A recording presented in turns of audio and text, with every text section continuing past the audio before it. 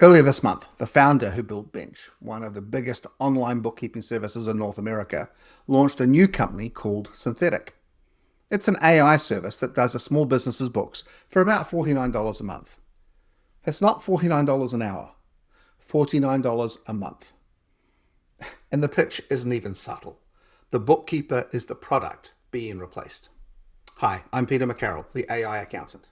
My job is helping CAS practitioners figure out what they're actually for once the machine can produce the books. And a $49 a month bookkeeper makes that about the most important question on your desk today. Your instinct, watching something like Synthetic, is probably to start listing everything it gets wrong. And fine, it gets plenty wrong today. But is AI good enough to do the books is the wrong question. Because good enough was never a fixed line. It was worse last year. It's better this year. And the direction hasn't reversed once. So the accountants who wait for it to be good enough before they change anything are going to start changing far too late. Here's the better question, and I think your whole career and your whole firm turns on it. When transaction processing costs cents instead of dollars, what's the human for?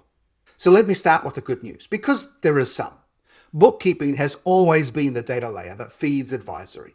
When that data is expensive and slow to produce, it eats the hours you'd rather spend actually advising. Cheap, fast production hands those hours back. The work that was always worth more, telling a client what the numbers mean and what to do about it, is the work you finally have room to do.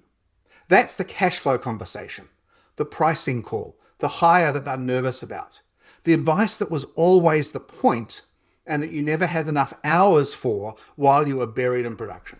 If you're an ambitious accountant, that's good news, not bad. But there's a problem sitting underneath the good news, and almost nobody is naming it. Advisory is only ever as good as the data underneath it.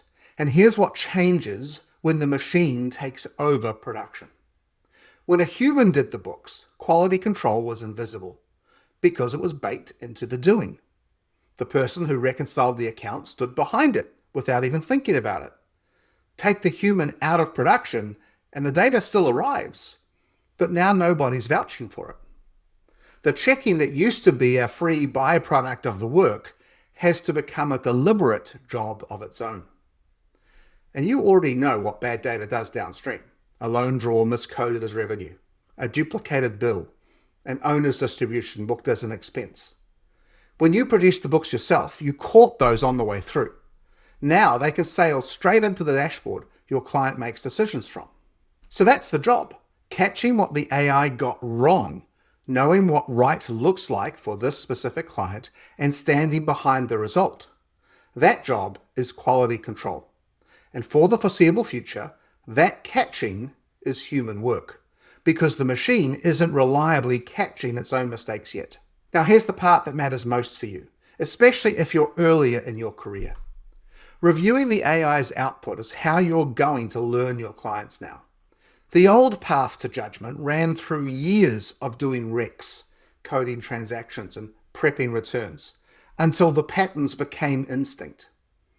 But when the machine does the production, that path looks like it closes. But it doesn't. Reviewing the machine's work is what reopens it.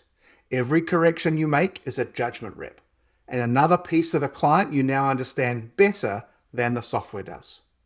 Do that across a dozen clients for a year, and you haven't just kept pace with the machine. You've built the one thing it can't hand you, which is a deep, specific, hard-won read on the actual businesses in front of you. But there's a difference between quality control you claim and quality control you can show. Trust my judgment is quietly becoming show me how you check the work. And the AI native world is already moving there. EY's alliance with Willet logs every AI action, what the model did, what a human reviewed, and what changed, as testable output an auditor can actually inspect. Your version doesn't need a platform like that. It's a record. What the AI got wrong, the client-specific rule it missed, and how you fixed it. And that record is the thing a competitor can't copy, because you build it from your own clients, one correction at a time. Now there's a quiet bonus too. Every entry is also a piece of context you can feed back into the tool. So a mistake you corrected once gradually stops being one you have to correct again. On Friday, I'm going to show you where that record lives inside a firm that's genuinely built for this. It becomes layer 6 of the AI operating system, the monitoring and quality control layer that everything else reports up to. So if that operating system is where you're headed, this is the muscle you build first. And let me be honest about where all of this goes, because the role doesn't stand still. As AI improves, it'll catch more of its own errors, and quality control will shift from catching mistakes towards certifying and interpreting them. That's not a reason to wait. It's the reason to start now. The line keeps rising, and the capability you build now is what carries you up with it, instead of leaving you standing on a rung that automated out from under you. So here's what I'd actually do this week.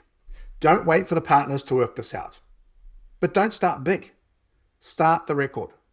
I've put together a free QC starter kit, a correction log, an exception register, and a one-page guide to running them, so you can begin capturing what the AI gets wrong and how you fix it from your very next review.